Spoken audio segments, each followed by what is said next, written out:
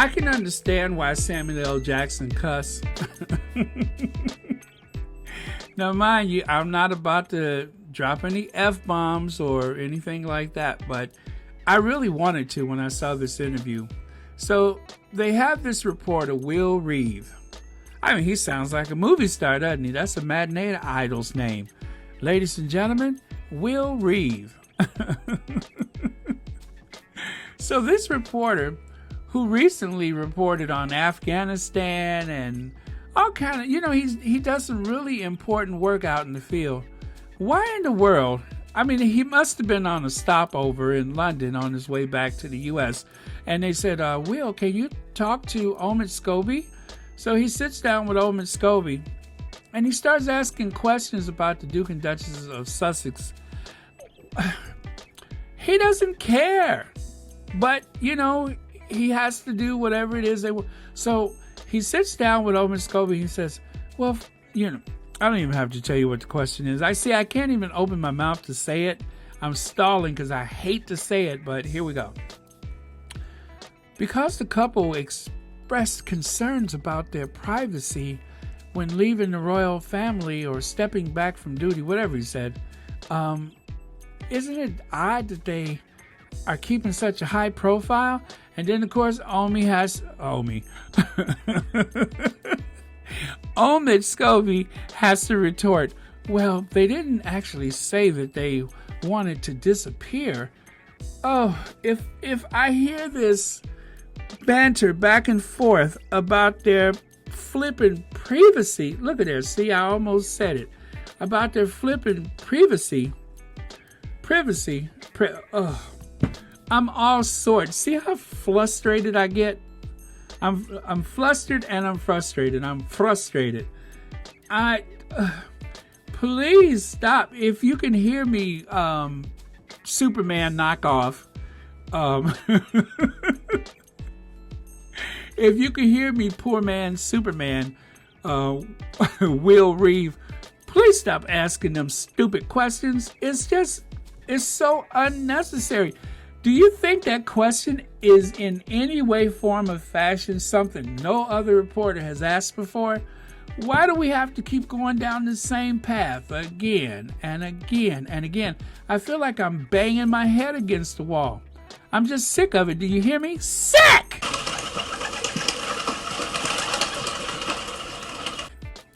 I'm just sick of it. I am becoming incandescent with rage.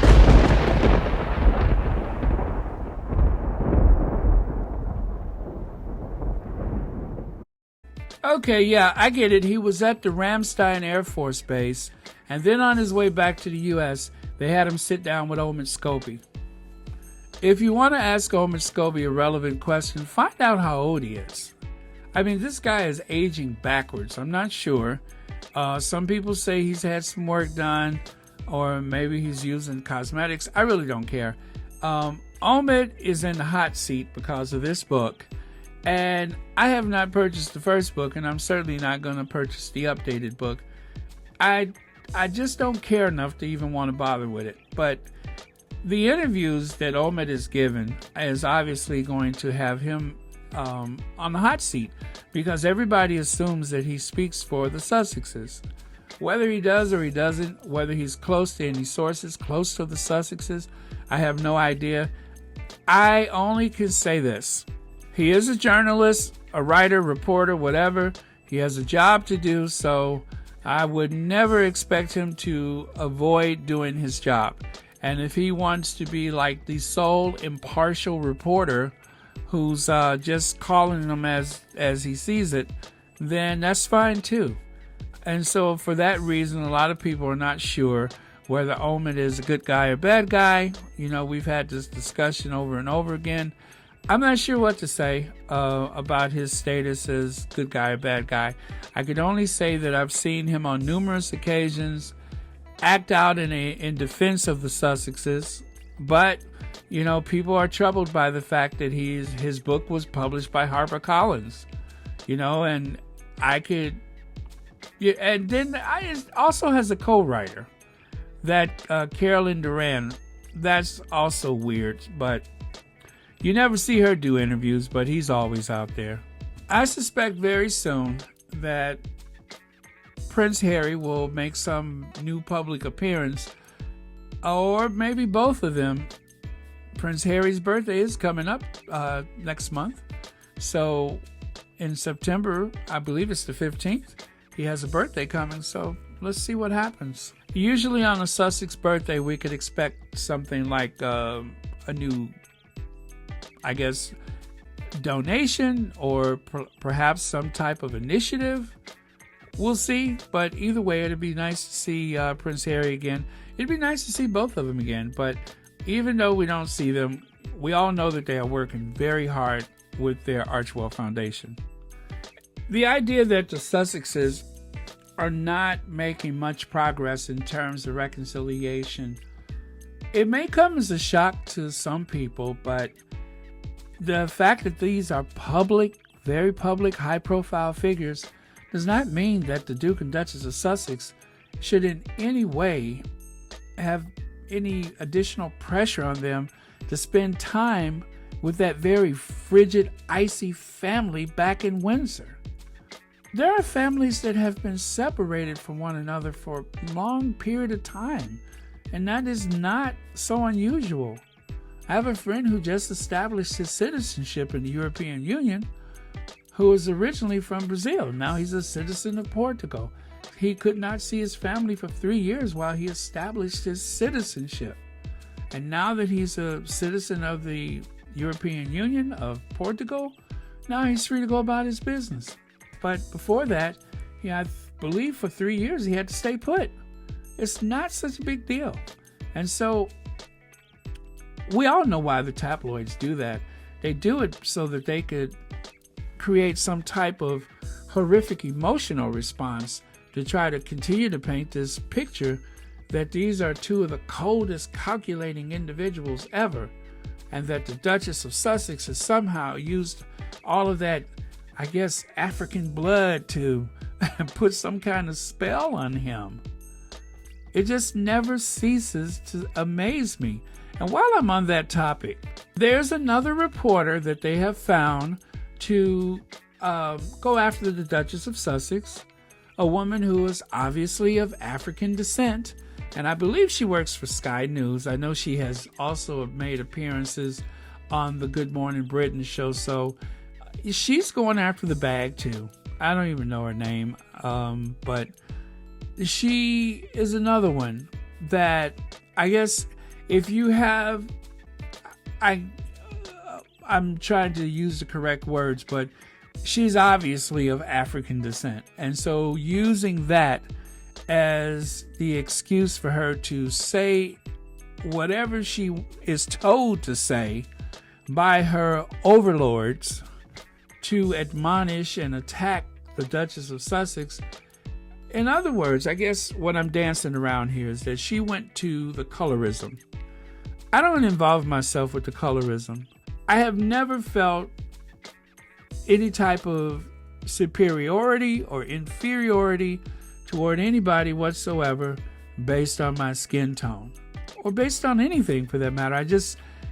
I think that when a person carries on like that, it is something coming from deep within, or somebody's paying them to say it.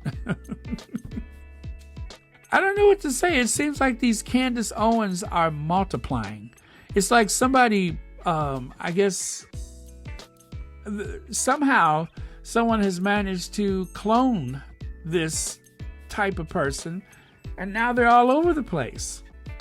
I can understand if there was if there was something genuine in their argument, and maybe there is, and I just don't see it.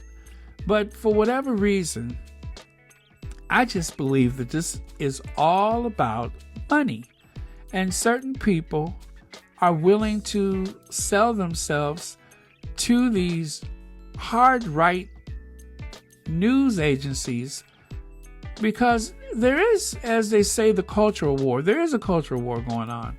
I won't deny that. And the cultural war that we're battling right now is a war that is fought on so many fronts. And it's a war for the hearts and minds of just about everyone. They want to enforce this very hard right conservative. I mean, I have a lot of things I'm conservative about, but there are so many things that I'm also extremely liberal about. And I think most people fall somewhere in the middle. But in order to win elections, they have to shave a few points off the demographics to get people to take their side. And it takes a lot of energy and a lot of clickbaits to do that. So that's why we are where we are right now.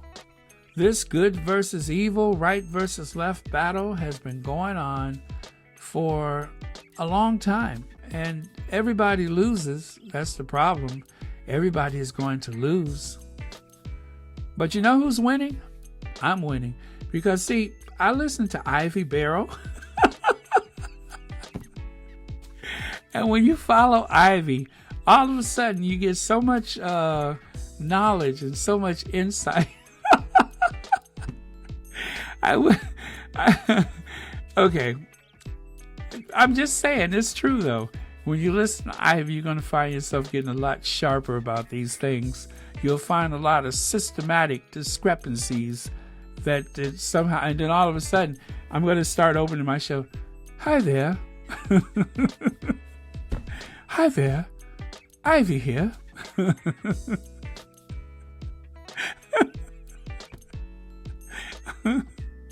So if I slip and do that, just somehow reel me back in. But God, I have been working on that. I love that. Hi there. This is Ivy. I love the one story that they ran. Buckingham Palace are ignoring Harry and Meghan's Oprah racism allegations and hope they will go away, claims new Finding Freedom chapter. That deserves a chapter. I don't know what they named the chapter, but they should just call it business as usual.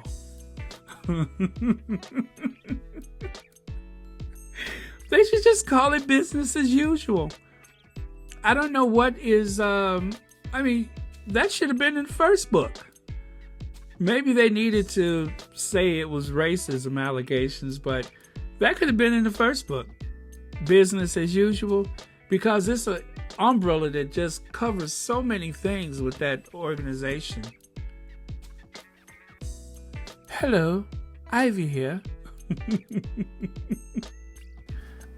I tell you this much, they ought to be very glad that Omid Scobie is re-releasing his book. Because as I have said several times, if we're talking about this, guess what we ain't talking about? Guess who we ain't talking about? Guess who we're not watching run around caked with sweat and regret? Guess who? So, yeah, they can pretend as though they are just incandescent with rage, but trust me, they are so pleased that they're not talking about that other person, whose name I'm afraid to say for fear that I can't monetize this video. The royal family is so desperate that they even sent out a camera crew to talk to Camilla Parker Bowles about her garden. Where we all just collectively had to go, yuck.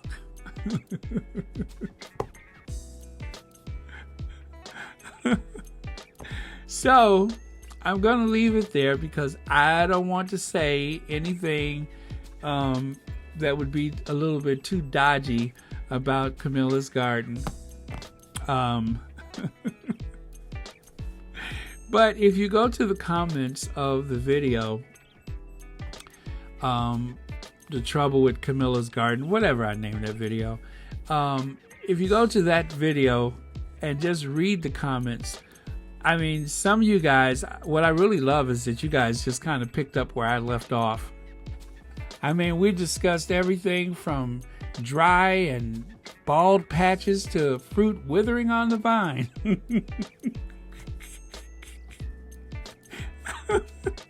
And we talked about the garden too.